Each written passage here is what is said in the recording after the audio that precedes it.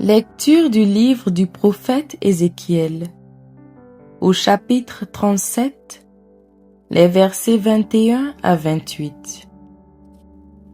Ainsi parle le Seigneur Dieu. Je vais prendre les fils d'Israël parmi les nations où ils sont allés. Je les rassemblerai de partout et les ramènerai sur leur terre. J'en ferai une seule nation dans le pays, sur les montagnes d'Israël. Ils n'auront tous qu'un seul roi. Ils ne formeront plus deux nations. Ils ne seront plus divisés en deux royaumes. Ils ne se rendront plus impurs avec leurs idoles immondes et leurs horreurs, avec toutes leurs révoltes.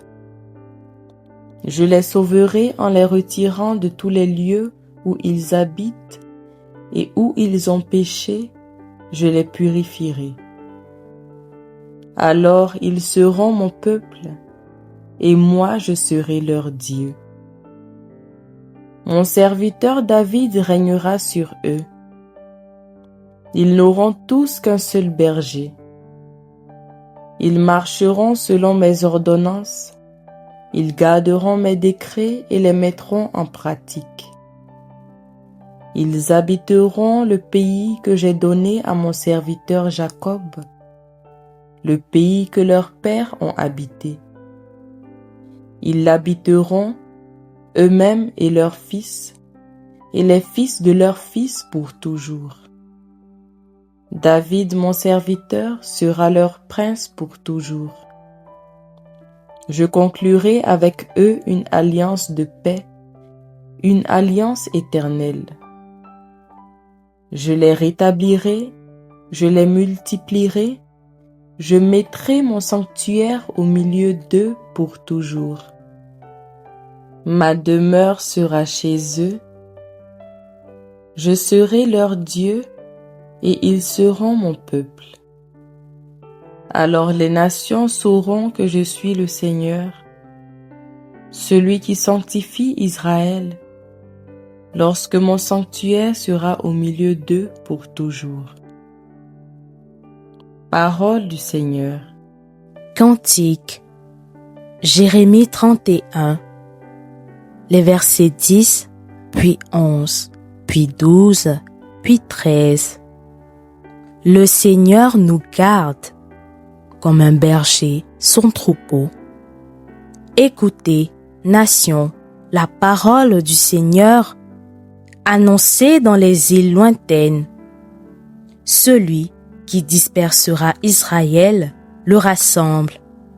Il le garde comme un berger son troupeau. Le Seigneur a libéré Jacob, l'a racheté des mains d'un plus fort. Ils viennent, criant de joie, sur les hauteurs de Sion. Ils affluent vers les biens du Seigneur. La jeune fille se réjouit, elle danse. Jeunes gens, vieilles gens, tous ensemble. Je change leur deuil en joie, les réjouis, les console après la peine. Le Seigneur nous garde comme un berger son troupeau. Ta parole, Seigneur, est vérité, et ta loi délivrance. Rejetez tous les crimes que vous avez commis. Faites-vous un cœur nouveau et un esprit nouveau.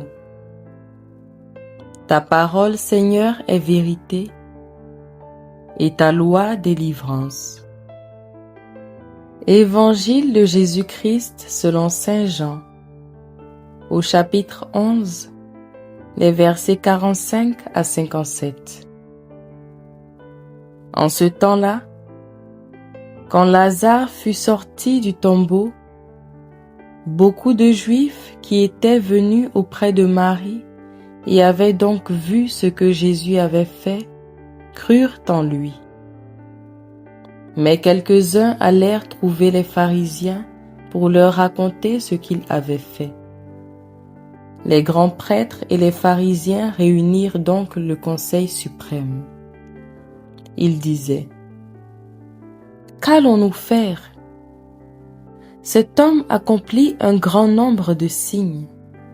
Si nous le laissons faire, tout le monde va croire en lui et les Romains viendront détruire notre lieu saint et notre nation.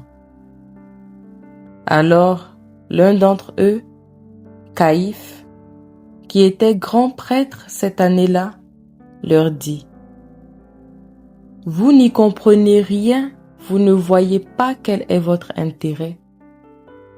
Il vaut mieux qu'un seul homme meure pour le peuple et que l'ensemble de la nation ne périsse pas. Ce qu'il disait là ne venait pas de lui-même.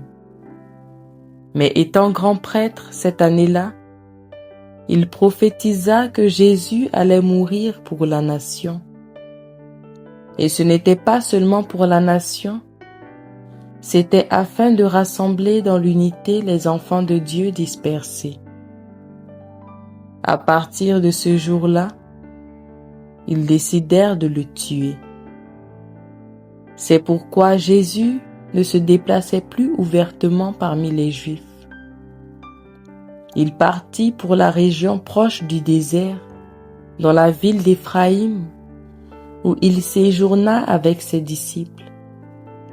Or, la Pâque juive était proche, et beaucoup montèrent de la campagne à Jérusalem pour se purifier avant la Pâque. Ils cherchaient Jésus, et dans le temple ils se disaient entre eux: Qu'en pensez-vous? Il ne viendra sûrement pas à la fête. Les grands prêtres et les pharisiens avaient donné des ordres. Quiconque saurait où il était devait le dénoncer pour qu'on puisse l'arrêter.